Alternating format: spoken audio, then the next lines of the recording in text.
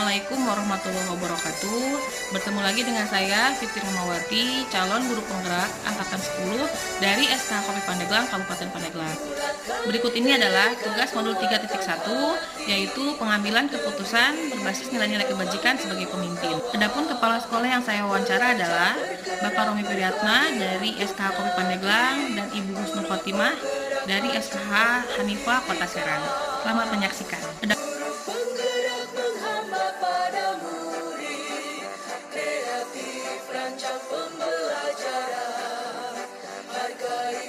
Baik, untuk pertanyaan yang pertama nih, selama ini nih bagaimana Bu Nur bisa mengidentifikasi ya kasus-kasus yang merupakan dilema etika atau bujukan moral. Jadi bagaimana Bu Nur bisa mengidentifikasi nih yang ini dilema etika, kalau yang ini bujukan moral. Seperti apa tuh Bu Nur? Oke, jadi pertama-tama saya mau minta maaf karena saya ada batuk ya, Bapak baru wawancaranya.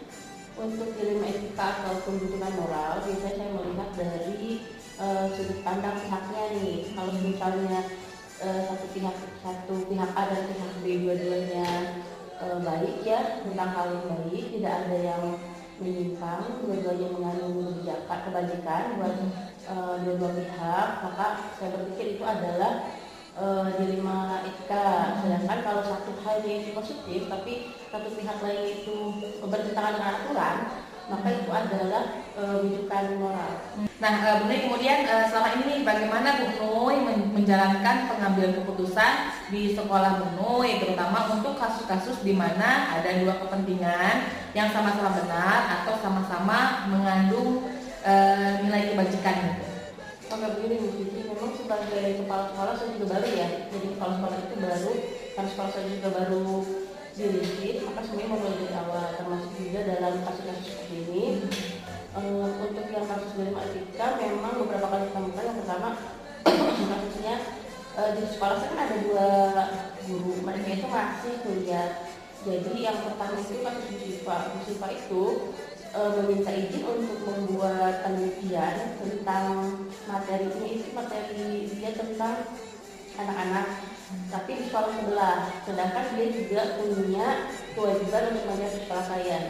Pada saat tersebut sekolah itu masih memiliki jumlah siswa yang sedikit, hanya 4 saja per kelas. Setelah itu saya berpikir ya sudah, tidak apa-apa bisa izin dengan catatan kelas yang sebelahnya mau memegang kelas musifah. Tapi yang penting anak-anak itu bisa terhandle, karena yang utama kan bagi kita adalah anak-anak ya. Jadi bagaimana caranya, walaupun di nggak ada, nah si anak-anak itu harus tetap terlayani. Ada kasus yang kedua seperti itu juga, cuman kali ini gantian. Ya, Bu Aulia diizin karena harus penelitian untuk skripsinya. Nah itu juga dilema ya, soalnya sekarang siswa itu udah ada 14, jadi mulai banyak ya. Kalau disatukan dalam satu kelas tidak akan terpegang. Dalam satu sisi saya juga kasihan sama Bu Aul, kalau saya larangan berarti nanti skripsinya mundur. Padahal mereka kuliah itu kan kebetulan memang jurusannya pas PLB. Nah lulusnya mereka itu akan baik buat anak-anak karena mereka pengetahuannya improve. Nah tapi kalau saya izinkan begitu saja, sekolah saya bagaimana? Anak-anak kan yang nilainya sekarang harus banyak, sudah banyak, tidak bisa dititipkan ke satu kelas. Akhirnya saya mengambil jalan tengahnya, mana yang terbaik. Setiap tadi harus terus melayani, dan Bu Aulia juga tetap bisa kuliah. Akhirnya saya bilang ke Bu Aulia, silahkan membuat LKS dan semua materinya untuk 1 minggu selama Bu Aulia itu tidak hadir. Baik, jadi untuk dua kasus tadi itu contohnya ya, dua kasusnya pada saat menghadapi dilema. Jadi cara Bu Nur untuk mengambil keputusan itu tetap mengutamakan kepentingan dua belah pihak ya. Jadi Bu Nur mengambil jalan tengah agar dua-duanya tetap mendapatkan istilahnya haknya gitu ya. Seperti tadi itu murid murid tetap terhandle dengan diberikan tugas, dan guru-guru Bu Nur juga tetap bisa melaksanakan tugasnya karena memang nantinya itu bermanfaat untuk sekolah Bu Nur juga ya. Itu baik Bu Nur. Nah, langkah-langkah atau prosedur seperti apa nih yang biasanya Bu Nur lakukan selama ini pada saat mengambil keputusan itu Bu Nur? Langkah-langkahnya gitu. Kalau sih biasanya saya mendengarkan penjelasan dari anak dulu ya.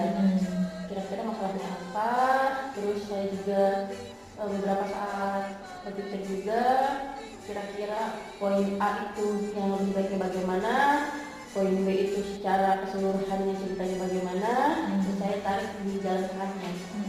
Baik. Nah, selanjutnya Bu Nuy, hal-hal apa saja yang selama ini Anda anggap efektif dalam pengambilan keputusan pada kasus-kasus dilema etika gitu? Hal-hal apa saja yang dianggap efektif dalam pengambilan keputusan pada kasus-kasus dilema etika gitu?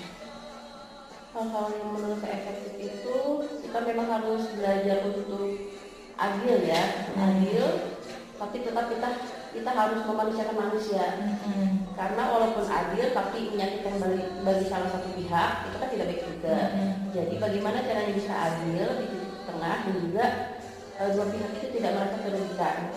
Lalu kemudian Bu Nuy, hal-hal apa saja yang selama ini merupakan tantangan dalam pengambilan keputusan pada hal dilema etika, yang menjadi tantangan gitu pada saat Bu Nuy mengambil keputusan ya kaitannya ada dilema di situ gitu Bu Nuy. Iya, jadi karena saya memang terlahirnya AB ya. Jadi kalau mengusulkan sesuatu secara fakta itu agak susah. Ini karena saya berpikir dulu bahkan saya berpikir itu harus sampai 2 hari dulu.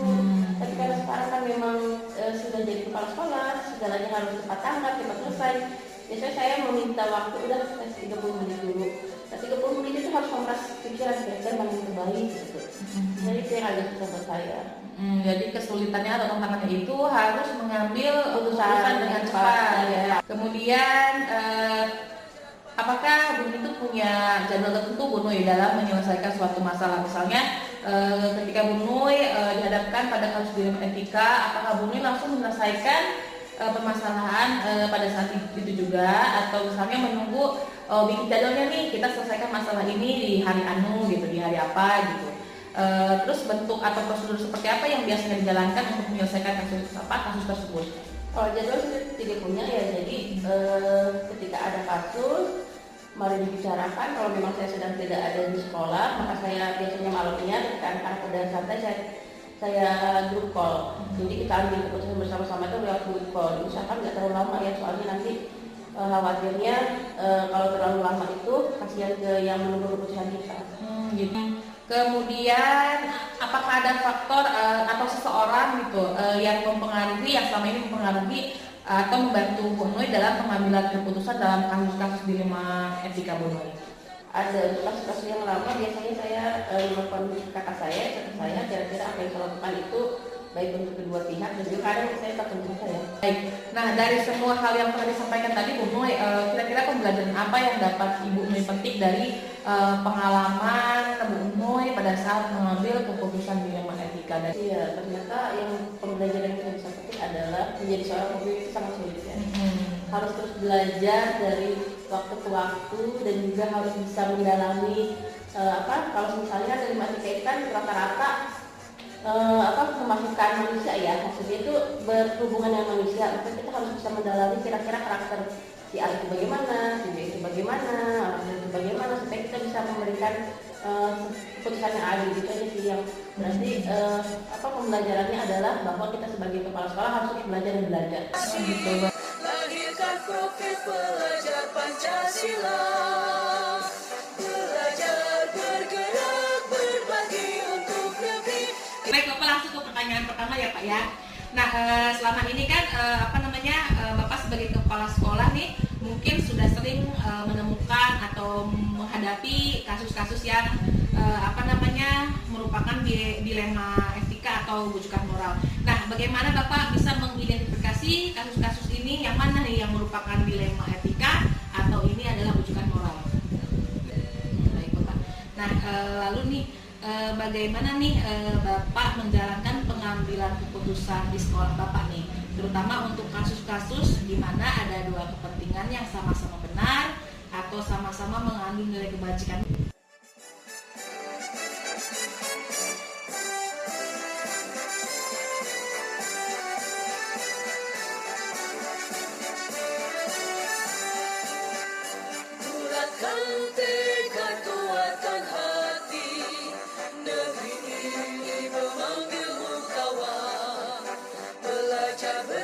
Berbagi untuk negeri, guru penggerak majukan pendidikan.